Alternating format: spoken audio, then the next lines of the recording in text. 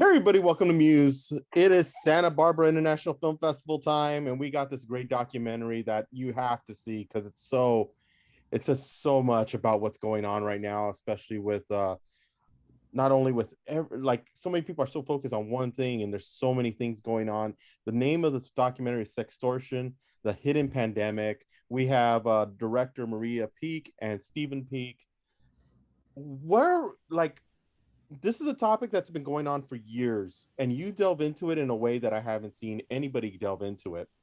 Tell us about what was it about telling this story? Because I think it's a story that really needs to be told, especially the way you guys told it. It was incredibly eye-opening to us when we met Opal Singleton. She runs a small charity in Southern California called Million Kids, keeping kids safe from predators online. It was eye-opening to us reading her books about sextortion and realizing how widespread this crime is. Mhm. When we think about human trafficking, and I'm personally very passionate about fighting human trafficking, especially in children, we think about kids on the fringes of society, the runaways, the foster kids. We also think it will never happen to my children, and most likely that's the case. However, when you look at sextortion and online enticement, you realize this can happen to any child, anytime, anywhere, as long as they are logged onto an online device. Mhm. And the numbers are just skyrocketing. Like according to National Center on Missing and Exploited Children, just to give you a scope of the problem, there was 16 million reports in 2019 to their cyber tip line regarding child sexual abuse material. In 2020, that number went up to 21 million. And in 2021, that number went to 29 million. And we are talking about reports that were made, Mhm. knowing that 1 of 3 children will never report this crime happening. And most parents don't even know this crime is happening to their kids. So might as well add zeros to all of these numbers. And then when you look at them, you just mind goes, it's incredible. Yeah, and that's one thing that and like you even see it here. You see it prevalent a lot in the United States. You see them attacking the kids using Instagram, using TikTok, using different platforms that children are using to literally kind of like you showed in the documentary, reaching out to them like they're friends and then luring them in and baiting them in that way. Uh, when you're talking to the subjects, like how hard was it to talk with them about? Because this is one of those subjects that just it's hard to you have to keep that professionalism, but the humanity side of it, it's really hard to keep those separate when you're trying to do this job. How hard was it to talk, like especially with all the subjects that you had? As a parent, it was extremely hard. You kind of have to get over that obstacle of, Mhm. I cannot believe this is happening to children. We have a 10-year-old daughter and a 13-year-old daughter, and it's just heart wrenching. Um, and when you kind of get past that initial shock and initial I can't deal with this right now, you want to do something about it, and you definitely want to give voice to the voiceless, so to speak. So when we were interviewing Assam, and part of her healing process was to tell her story, to share with others what happened, to prevent the next kid from going through the same thing. So yes, it was hard, but it was also very empowering for her and for the rest of the team. We definitely all cried. Even the agents cried right there on set. We all remained in tears for over an hour, um, but definitely felt positivity instead of negativity at the end of those interviews, because we were doing something with it. We were giving them the voice. We were telling the story. Yeah. And Steven, to bring you in, Cedric, what was it about, like, when you're to get the access? Because I know the access was probably very difficult to get. What was it? How was it? Was it a lot of knocking on doors? Because especially for some like the story, like I know a lot of people probably don't even want to talk about, especially when it comes to the federal government and DHS and Homeland Security. Yeah, I mean, it was really crazy because 2 years ago, I didn't even know that sextortion was a thing, Mhm. and I think that was kind of like the driving moment when we met Opal for the first time at the end of 2019 and we found out the scale of the problem. But those numbers, don't really necessarily move you. And so we Mhm. realized that the power of the documentary, it's like an empathy machine, right? So it actually allows you to walk in someone else's shoes for a little while, and it can move the needle, it can move the heart, right? So that's why we were driven to tell the story. When we found out that 10 to 15-year-olds is the most at-risk group there is, we realized that we're literally the subject, we're the target demographic about our own movie. Mhm. So when we started the film, COVID hit, like right when we were supposed to start rolling.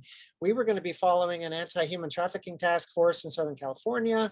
And that, of course, went out the window when travel restrictions came along. We're both in the Producers Guild, and so we were, had a lot of regulations of what we could and couldn't do. So we reached out to some friends in the U.S. Attorney's Office and said, "Do you guys know anybody that works in this space, that maybe something on the East Coast? We're kind of close to DC. Maybe we could find something." And they're the ones that told us about the Dan Harris case. And they said, "You need to look into this case. I'll introduce you to the first person who was the lead prosecutor." And once we began that process and they understood our heart as parents of wanting to tell the story, they were a parent as well. And that trust began. And they started introducing us to the Commonwealth Attorney and then to the Special Agent for Homeland Security. And as we slowly began to develop rapport and trust with them, they felt that maybe we were the right ones to tell this story, because there had been other groups that wanted to tell the story, but we were the first ones that they unsealed the case for and gave us full access. So when you hear the voiceover from the court drawings, that's literally the words that were spoken in court, because they gave us thousands of pages of transcripts, because they wanted people to see nuts and bolts at the granular level how this is happening. They tell us the platforms are going to change. It might be Snapchat today, it might be something else that doesn't even exist in 2 years, but the MO is still the same from the perps. And so we need to use this as a case study of how it was done, not by a guy living in his mom's basement, but by a guy who graduated from the U.S. Naval Academy and was one of the top air-to-air combat Top Gun instructors in the U.S. Navy. We need to break down those stereotypes and allow teens and parents to understand this is a real thing. The scale is staggering, and you need to know how it's happening. Yeah. And for both of you, that stereotype of, there's a lot of people who do think that. Yeah. And I think the former president kind of like emphasized that belief too to a lot of people, that all these guys are eating nachos, sitting in front of a computer doing this, when in actuality it's not. And that's the one thing I really loved about your documentaries, that you showed that that's not the way it is. That this is a naval pilot who had been a part of that. How is, like, to tell that story, to really emphasize, because you in this documentary you really emphasize that it could be anybody. How hard was it to make sure that you're drilling in the point, but you're trying to drill it into the point where it's like people don't think like, oh yeah, they're just picking on somebody, when in actuality that's the truth?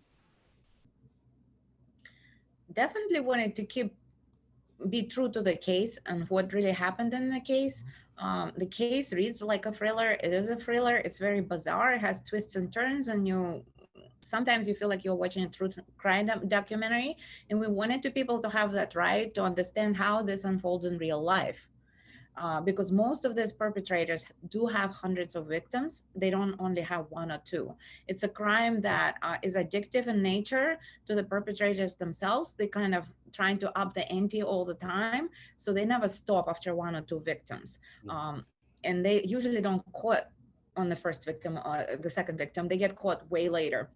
And so we wanted to stay true to what really happened in real life, and then definitely add some expert interviews to kind of educate on the larger subjects along the way. Exactly. And that's the one thing, when thinking of this documentary and when I was watching it, it reminded me so much of what happened on the border and the children missing, and they couldn't find where they were at, which literally got into my head. And I was like, shoot, this is like it just hits too close to home with what happened over the last couple of years. And I was just like, that's another story that needed to be told right off of there, because it's like you wonder what happened to those kids, and was this a sextortion case, that why they're missing and why they can't find them. Was that a emphasis that you were looking at and going through and looking at scene two? Or did you finish the film already before a lot of this happened? I think the majority of the film was finished before a lot of this happened, but related subjects pop up every single day with like Prince Andrew to Elaine Maxwell to, I mean, this subject just keeps taking different names, but the essence of it is the same, unfortunately.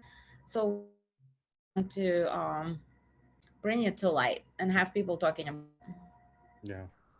Yeah, and Carol Todd, Amanda's mom, kind of gave us something during production that kind of was like a guiding thing for us. And she said, we always think that this is going to be somebody else's story, but if we're not careful, it can become your story. Right. And even early in the film, when we were trying to decide if we even wanted to take on this film, we had some great family friends who their daughter was on a Roblox video game, and someone was in a chat room and started sending things. She thought it was another kid, and fortunately it didn't go too far, but she ended up getting links to websites she should never see as a 10-year-old. And so this was a close family, highly involved parents, on the wealthier side of socioeconomic status, and it's not the kids on the fringes like we like to imagine. And so we wanted to make sure that parents understand this is happening, and we want the parents and the kids, we want to leave them with the thought that they can become leaders in this space and be there for their friends. Because if it's not happening to your kids, there's probably somebody at their school that it is happening, but the shame and the embarrassment, they don't want to tell. And so we want to kind of take away those stereotypes of who the perpetrators are, but also who the victims are. Exactly. And that's the one thing, like, to end this conversation, you guys did an amazing job. Like, this is gonna definitely hit hard and hit home very quickly at the Santa Barbara International Film Festival. What's next after the film festival? I know it's premiering March 3rd. It's where it's performing at the festival, so make sure you get your tickets. It's definitely going to be one to watch. But what's next after this, after the film festival? Also, there will be a next showing on March 6th as well. If you can't make the Thursday night, it will be Sunday afternoon at 4 p.m. We've been asked many times to do the screenings across the country already. We're developing educational resources based on this film with National Center for Missing and Exploited Children that will be available starting in June. They will live on their Net Smarts program, on National Center for Missing and Exploited Children Net Smarts program that will be appropriate for middle and high school kids that educators can use and law enforcement agencies can use as well. Okay. Awesome. I cannot give more praise to this documentary than what I've been giving you this whole interview, because you really hit on something that I learned more about. And I think that's what's the beauty of documentaries, especially now, as Steven mentioned, with all these new apps coming out, and now with the metaverse. Where is that going to lead into this as well? But thank you so much, Maria, Steven, on doing such an amazing documentary. Definitely one that everybody has to see. And if you want to go see the film, it's at the Santa Barbara International Film Festival. March 3rd is the premiere screening. March 6th is the second screening. Get your tickets. We'll put a link in the bio so after you could purchase your tickets. Thank you so much for talking with us, and we look forward to seeing you next time. Thank you so much, Michael. Thank you. It's wonderful to spend time with you.